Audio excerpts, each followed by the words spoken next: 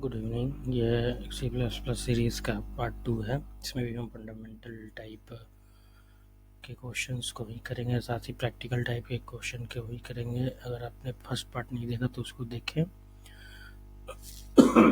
Sorry. और ये सारे क्वेश्चंस बेल्ट्रॉन प्रोग्रामर के लिए, बीपीएससी के लिए, बीसी और एमसीए के लिए बहुत इंपॉर्टेंट है और भी कॉम्पिटिटिव एग्जामिनेशन में बहुत बार पूछा जाता है।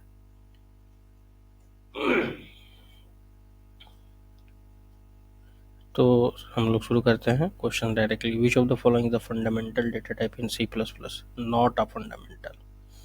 तो not a fundamental data type जो होगा हमारा वो स्ट्रिंग नहीं होता है। Which data type is use to store single character in, character ही हमारा स्टोर करेगा। Character, single character in C plus plus single character को स्टोर करेगा, तो कैर हमारा डेटा टाइप हो जाएगा। ऐसे बूलियन बूल वैल्यू को हम लोग ट्रू या फॉल्स से रिप्रेजेंट करते हैं, यानी कि बूलियन टाइप होगा तो ट्रू का मतलब 1 और फॉल्स का मतलब 0 हो जाएगा यहाँ पर।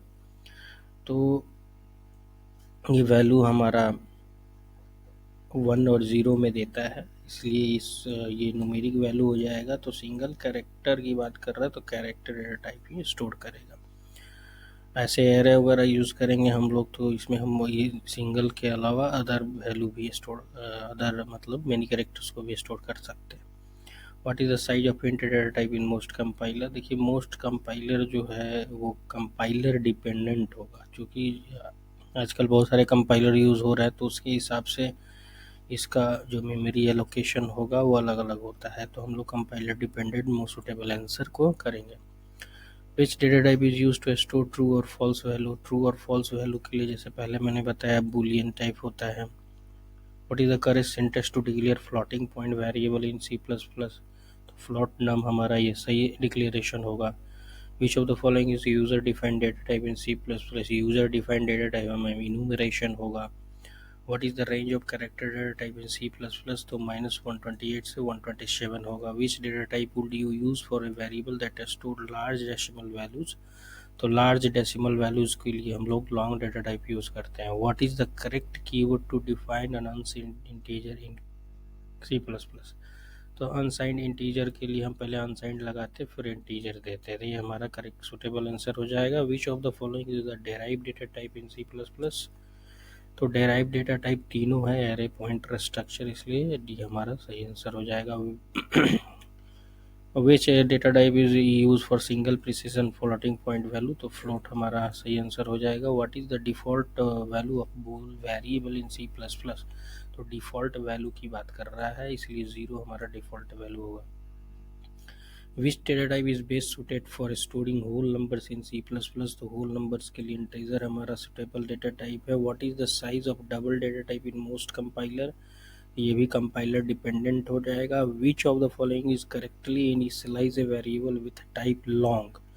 तो लॉन्ग वैर करके हम लोग ये हम करेक्टली इनिशियलाइज कर सकते हैं इस तरीके से, चूँकि ये नहीं होगा क्योंकि फ्लोटिंग पॉइंट है, कैरेक्टर है, स्ट्रिंग है, तो ये हमारा सही आंसर हो जाएगा।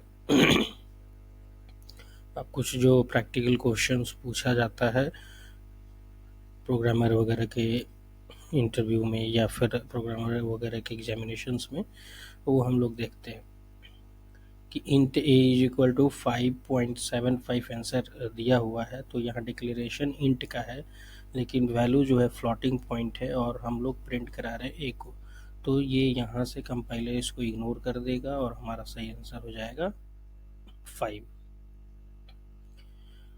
यहाँ पे ऑटो एक्स 10.5 के लिए मोस्ट सुटेबल जो वेरिएबल होगा, यानी कि कौन सा डाटा टाइप जो होगा वो मोस्ट सुटेबल होगा, तो डबल हमारा मोस्ट सुटेबल हो जाएगा।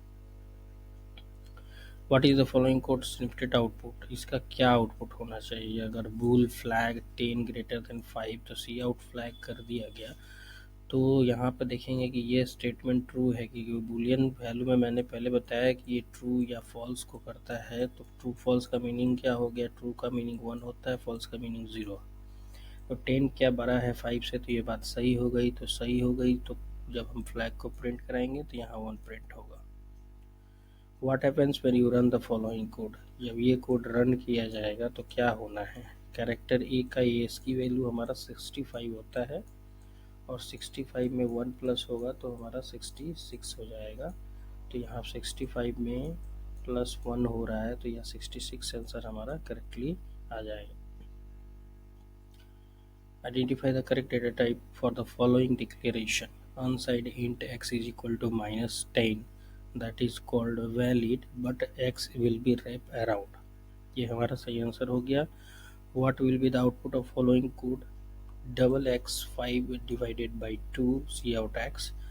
तो यहाँ पर दोनों इंटीजर वैल्यू पिक वर्क हो रहा है, इसलिए कंपाइलर ये वाला पार्ट को इग्नोर करके हमारा सही आंसर 2 कर देगा। इंट एरे डिक्लेरेशन के लिए क्या सही है, तो इस तरह से भी डिक्लेयर कर सकते हैं। हमारा ये भी सही डिक्लेरेशन है और ये भी सही डिक्लेरेशन है, इसलिए हमारा most suitable answer all of the above हो गया। What will be the output of following code snippet? Float num 5.5 int x is equal to num cout। तो सारा क्वेश्चन दिखे, इसलिए मैं आपको थोड़ा छोटा कर रहा हूँ, ये ऑप्शन भी दिखेगा। देखिए फ्लॉट में तो सही डिक्लेरेशन है और यहाँ पे इंटीजर में कन्वर्ट कर दिया गया है इसी वैल्यू को, तो जाहिर सी बात है कि ये पॉइंट वाला पार्ट इग्नोर हो जाएगा और हमारा आंसर आ जाएगा 5। Int X is equal to इतना कुछ लेने के बाद इतना बड़ा वेरिएबल तो इंटीजर एक्स हमारा ले नहीं सकता है, तो एक्सेप्ट नहीं कर पाएगा, इसलिए print negative number due to overflow. What is the character C H is equal to 65 और सी आउट सी एच। तो अगर हम लोग कैरेक्टर सी एच 65 लिए हैं और सी एच को प्रिंट आउट करा रहे हैं, यानी कि सी एच हमारा कैरेक्टर वेरिएबल है, इसलिए हमारा कैपिटल ए हमारा यहाँ पे सही आंसर हो जाएगा। तो ये कुछ मोस्ट इम्पोर्टेंट प्रैक्टिकल प्लस आपका subjective question, objective question plus subjective question, practical question, ये सारे क्वेश्चंस मैं एक के बाद एक करवाता रहूँगा। आप लोग इसको नोट डाउन करें, शेयर एंड सब्सक्राइब करें।